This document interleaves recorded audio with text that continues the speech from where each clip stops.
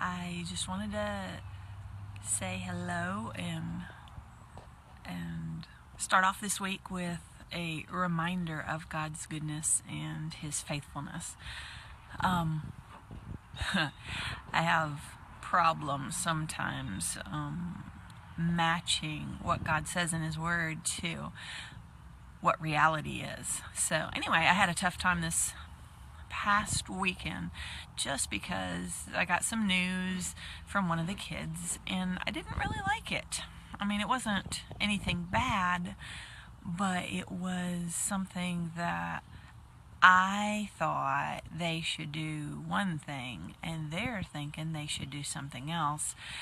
And I have to learn to trust God in all of it. And I actually thought that my trust in God was a little bit further on than what I realized this weekend. So I needed to give myself a shot in the arm, so to speak, of what faith really is. And of course, then last night in Sunday school, or children's church, whatever you call it, with the kids, we talked about faith. And I'm like, okay, God, I get you. I'm going to rely on you and see what you're doing, and I'm going to shut my mouth and let them make their decisions and trust you and not trust in what I can see with my physical eyes or know what I know in my knower. So it's a progress, and I am glad that God is faithful and that He doesn't get mad at me when I don't trust Him completely at the moment. And He just always graciously draws me back to Him, and He's like, darling, I got you. I got your back. I got your kids. I got your husband. Don't worry about it. And yes, I know that's not proper English. Today is an off-school day, and it just came out that way, so forgive me. But anyway, I am going to read from Hebrews and chapter 11. It's one that most of us already have read or heard or had preached at us in a sermon, but I love it. And it starts out by saying, faith shows the reality of what we hope for. It's the evidence of things we cannot see. Through their faith, the people in days of old earned a good reputation. I want to earn a good reputation. I want to have faith in God. I want to know that no matter what circumstances around me look like, I want to know that I trust God in them all, and that I trust His promises that He's given me, not only for myself, but for my children and for those around me, for you guys. So I want it not just be the people of old that earn a good reputation. I want us to earn a good reputation. By faith, we understand that the entire universe was formed at God's command, that what we now see did not come from anything that can be seen. It was by faith that Abel brought a more acceptable offering to God than Cain did. Abel's offering gave evidence that he was a righteous man, and God showed His approval of his gifts. Although Abel is long dead, he still speaks to us by his example of faith. It was by faith that Enoch was taken up to heaven without dying. Can you imagine that? Not having to go through the death process? Only 2 people in the entire Bible got to escape death, and Enoch was one of them. He disappeared because God took him. For before he was taken up, he was known as a person who... And it is impossible to please God without faith. I want to be known as a person who pleases God. I know each one of you want that too. Anyone who wants to come to God must believe that God exists and that He rewards those who sincerely seek Him. It was by faith that Noah built a large boat to save his family from the flood. He obeyed God, who warned him about things that had never happened before. By his faith, Noah condemned the rest of the world, and he received the righteousness that comes by faith. He told everybody, It's going to rain. Come on, help me build the boat. It's going to rain. Yeah, you're a crazy old man, and no, it's not. It was by faith that Abraham obeyed when God called him to leave home and go to another land that God would give him as his inheritance. He went without knowing where he was going. And even when he reached the land that God promised him, he lived there by faith. I want to live by faith. Kind of scary, but he did. For he was a foreigner living in tents. And so did Isaac and Jacob, who inherited the same exact promise. Abraham was confidently looking forward to a city with eternal foundations, a city designed and built by God. It was by faith that Sarah was able to have a child, though she was barren and was too old. She believed. And I have that underlined in my Bible. She believed that God would keep his promise. I have to remind myself to believe. I believe God will keep his promise. Do you believe?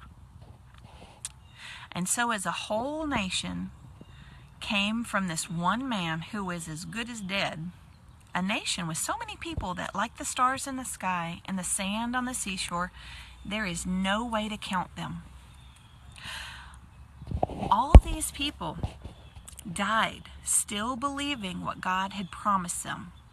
They did not receive what was promised, but they saw it from a distance and they welcomed it.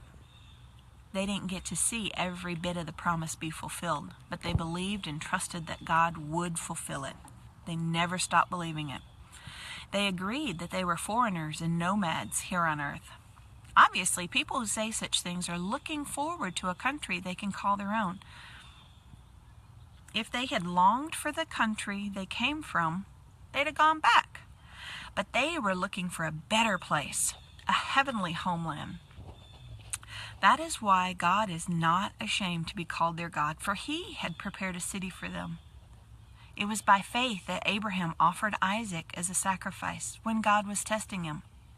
Abraham, who had received God's promises, was ready to sacrifice his only son Isaac, even though God had told him, Isaac is the son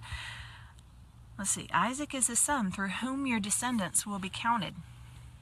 Abraham reasoned that if Isaac died, God was able to bring him back to life again. And in a sense, Abraham did receive his son back from the dead. It was by faith that Isaac promised blessings for the future to his sons, Jacob and Esau.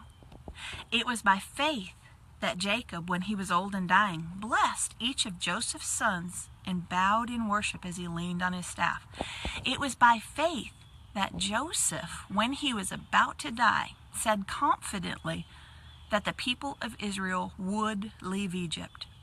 He even commanded them to take his bones with him when they left. That's how confident he was. It was by faith that Moses' parents hid him for 3 months. My phone was ringing and I had to get that off of there. They saw that God had given them an unusual child, and they were not afraid to disobey the king's command.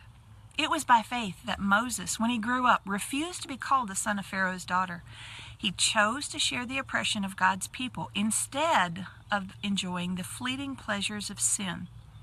He thought it was better to suffer for the sake of Christ than to own the treasures of Egypt, for he was looking ahead to his great reward. It was by faith that Moses left the land of Egypt, not fearing the king's anger. He kept right on going because he kept his eyes on the one who is invisible. I have to remind myself to keep my eyes on Jesus. When I get my eyes off of him, that's when I start to falter in my faith. It was by faith that Moses commanded the people of Israel to keep the Passover and to sprinkle blood on the doorpost so that the angel of death would not kill their firstborn sons. It was by faith that the people of Israel went right through the Red Sea as though they were on dry ground. But when the Egyptians tried to follow, they were all drowned. It was by faith The people of Israel marched around Jericho for 7 days, and the walls came crashing down. It was by faith that Rahab the prostitute was not destroyed with the people in her city who refused to believe God, who refused to obey God, for she had given a friendly welcome to the spies. Remember, the spies told her, if you hang a scarlet cord out your window when the walls fall down, when God does whatever he's going to do to this city, you will be saved. Just hang that scarlet thread out, scarlet cord, and you'll be saved. She did it. She believed. How much more do I need to say? It would take too long to recount the stories of faith. The faith of Gideon, Barak, Samson, Jephthah, David, Samuel, and all the prophets. By faith, these people overthrew kingdoms, ruled with justice, and received what God had promised them. What has God promised you? What has God promised me? I'm going to receive it. I don't care what it looks like around me. I'm going to receive it. And I know you guys are too. They shut the mouths of lions, quenched the flames of fire, and escaped death by the edge of the sword. Their weakness was turned to strength. That gives me hope, because I was weak this past weekend, not believing. And it's going to change to be strength. I'm going to believe God no matter what. They became strong in battle and put whole armies to flight. Women received their loved ones back again from the dead.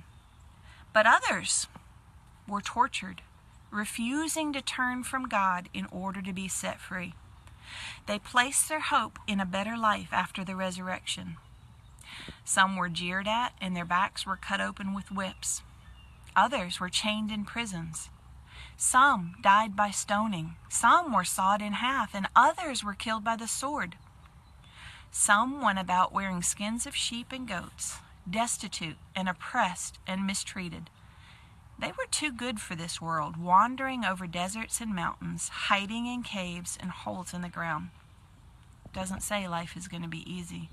It says put our trust in God, put our faith in God, no matter what it looks like around us.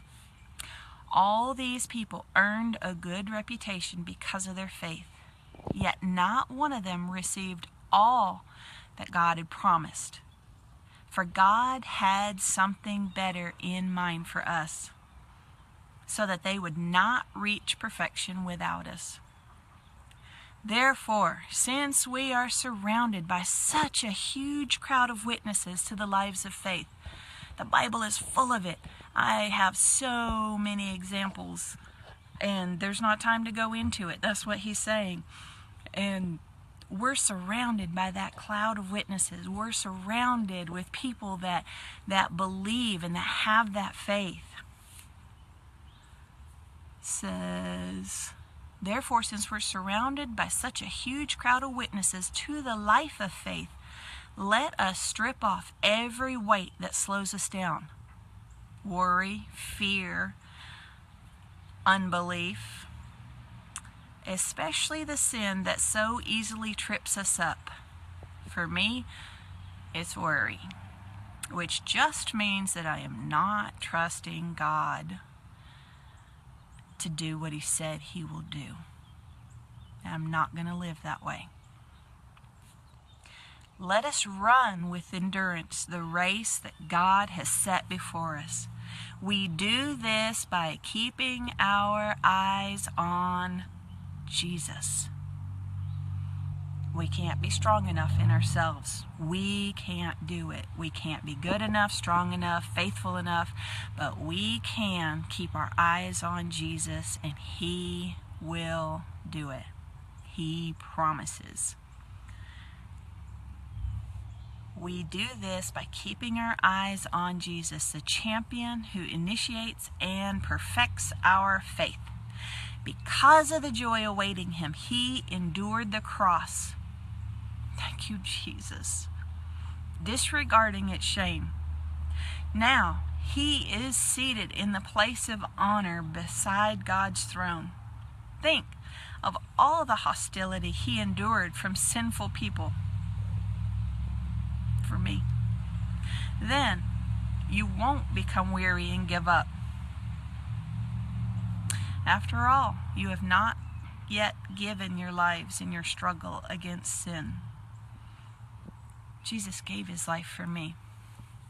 He gave me promises I can stand on. He gave me his word so I can always go find them. He promises that he will take care of me. He promises me he's got my back. He promises me that I am his beloved, his daughter, and he will do everything that he needs to.